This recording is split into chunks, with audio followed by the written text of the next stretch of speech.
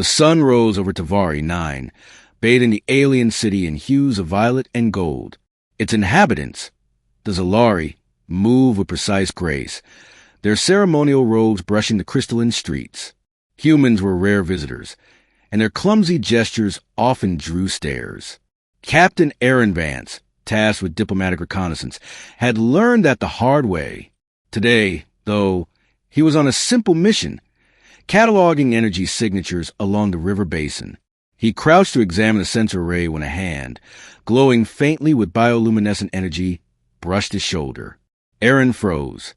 The Zalari beside him, Leary, a young warrior and heir of her clan, stepped back, eyes wide, jaw tense. "You touched me without permission, human," she exclaimed, voice echoing like crystal chimes. "By law, you are bound to me." Aaron blinked. Wait, what?" Leary glared, folded her arms. The law of the Zalari is clear. Any uninvited contact binds the other to ceremonial responsibility. You must accept your role as my designated partner." Aaron swallowed. "Designated partner?" "Yes," she said, stomping her foot. "You will accompany me to the Court of Elders, where your worth will be judged. Only then may this binding be lifted." He sighed. Humans had no equivalent of Zalari law. And yet here he was, about to be tried for a gesture he hadn't even realized was forbidden. The journey to the court was perilous. Tavari 9's crystal streets were alive with bioluminescent beasts and shifting magnetic storms that humans found disorienting. Leary's presence was both a protection and a reminder of the weight he carried. "You're awfully calm for someone about to face an entire court," she remarked. Aaron shrugged. "I've faced worse. Intergalactic war, plasma storms, alien viruses. A cultural trial? Feels like a walk in the park." Leary raised an eyebrow, but said nothing. As they neared the court, Aaron saw the enormity of Zalari tradition, a coliseum of shimmering crystal, carved over centuries, where disputes of honor and law were resolved with ritualized precision. Elders floated above the floor on currents of ionized energy, their robes flowing like liquid light. "You have one chance," Leary whispered. "If you fail, you may be exiled or worse." Aaron swallowed. "Exiled, huh? I've been stranded on worse planets. All right, let's do this." Inside, the elders observed him silently.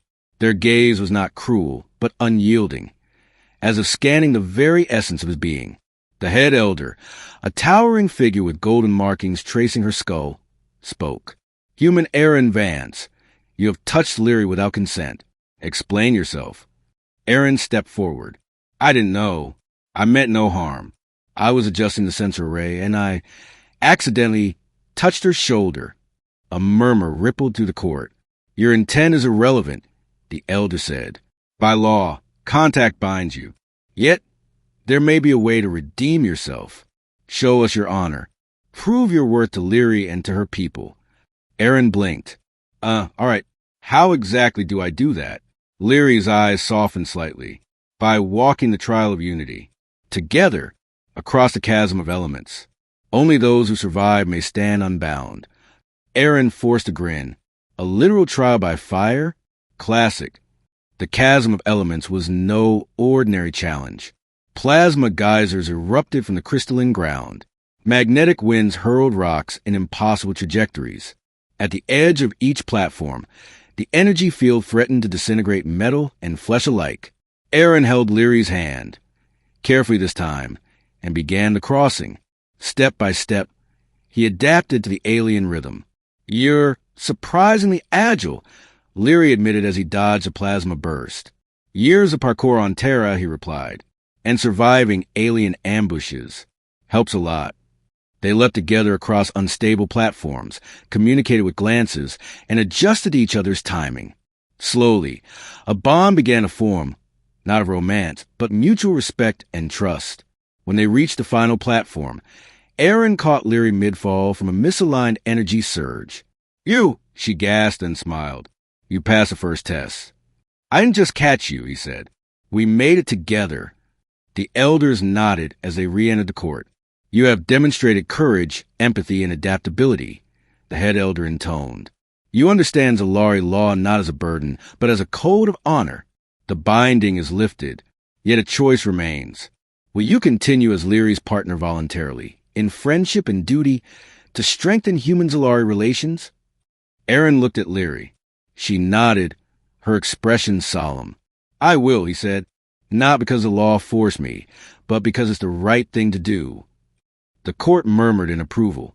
In the weeks that followed, Aaron and Leary worked side by side, studying Zalari technology, coordinating defenses against external threats, and building bridges between human and alien society.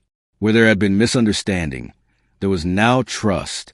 Where there had been conflict, there was collaboration.